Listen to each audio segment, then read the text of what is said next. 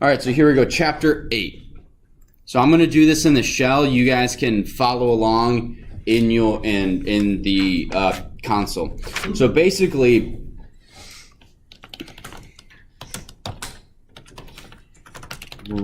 roses are red. They can be pink. And if you get a white one, and then this is something really cool about flowers.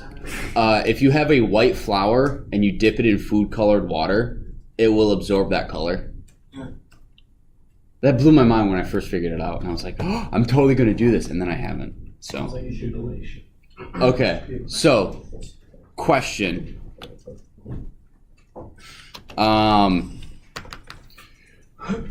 Do you think? Will we get an error with this? What do you guys think? Raise your hand for yes.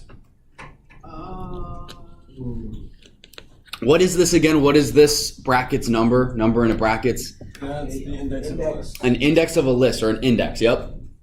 So do you think can we use indexes with strings? What do you guys think? Yes or no? Yes, raise your hand. Yes. Raise your hand high. Yeah. Yes. No, raise your hand. Okay. No, okay. Who was that? Oh, I just had string. String bracket 0. So you can use certain, so everything essentially that we did with lists, with indexes, you can use with strings. Not everything. Now this goes back to the very beginning of the semester. I say strings are what? And then, I doubt anyone's going to remember it, but immutable. Does anyone know what that means? Right.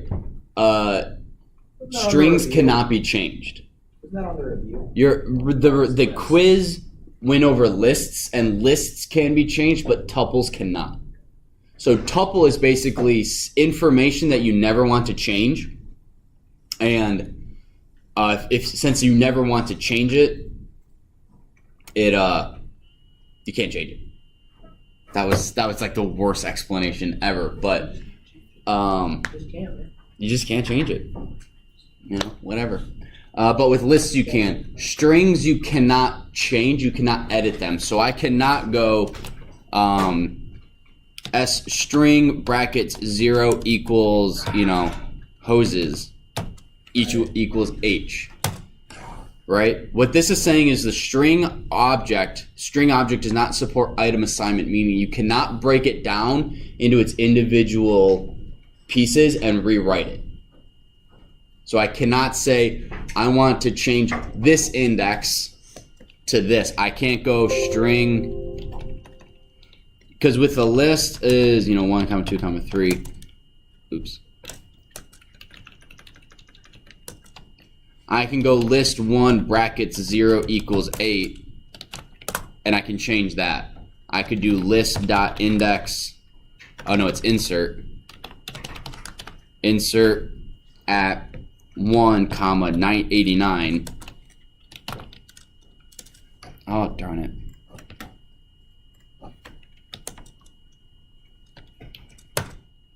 And now list 1, right? I can insert stuff into a list because I can change it. I cannot do that with string. So if I do string dot insert,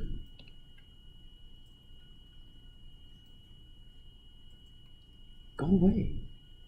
I'm teaching. Like,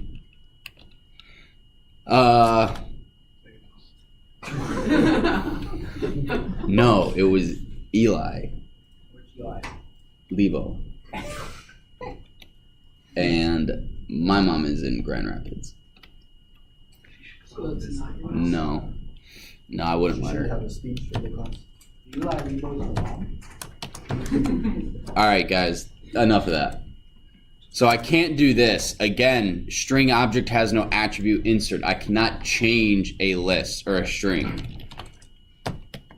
The things you can do, right? This is a neat little trick that I would recommend you guys use on your quiz. and any coding from here on out. I think I went over this very briefly at the beginning of the year.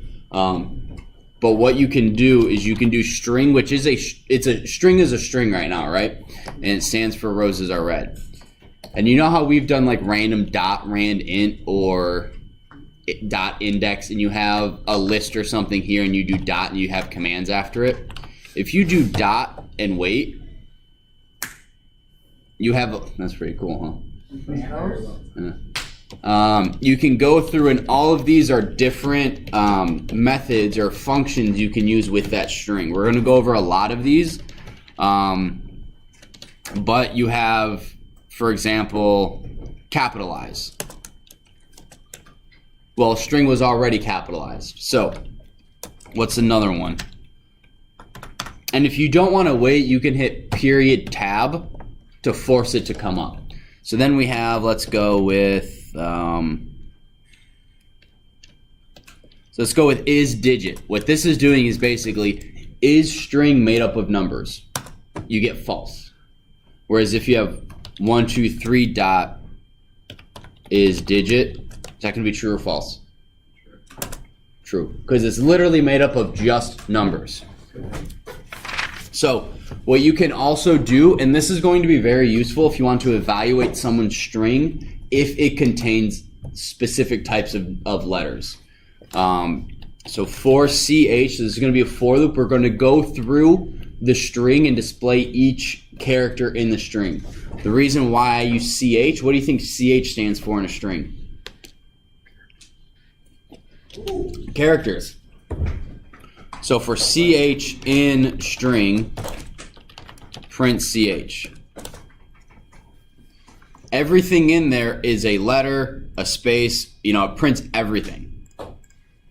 What you can then do is you can figure out, is this a digit or is this a letter? So we can go, instead of CH, we can go, if CH dot is digit, print CH is a number. Else print not a number. Okay, well, they don't have a single digit in there. Okay, so you can use a for loop. Now you don't have to, don't freak out that I'm using is digital right now. I'm just using this as an example that you can use a for loop to cycle through a string to evaluate the individual characters in that string. There's more effective ways to figuring out if something is in a string or not. Do you guys have any questions so far? Yes, Jack. Could you use the is digit to determine if a capital Y is a Y digit? Is a what? Like if you put in the R, so just tell me what's the type. So could you if CH dot is digit R, print true? Because a capital R and a lowercase r are different normally. So if CH is digit, done. I don't know how to write it because I don't know what I'm asking. I don't know what you're asking either. Say it again. Okay, so if okay, so yes or no question. If you put a capital Y for yes, could you have it determine if the Y is a Y so it would create a pair? You know how normally it's oh, so if they type it, yes, we're gonna get to that. Oh. Yeah. So that's. Do you guys have any questions on using a for loop to cycle through a string? Yes, no, maybe so. No? All right. Why don't you guys write a for loop that goes through a string of whatever you guys want? I'll stop the video.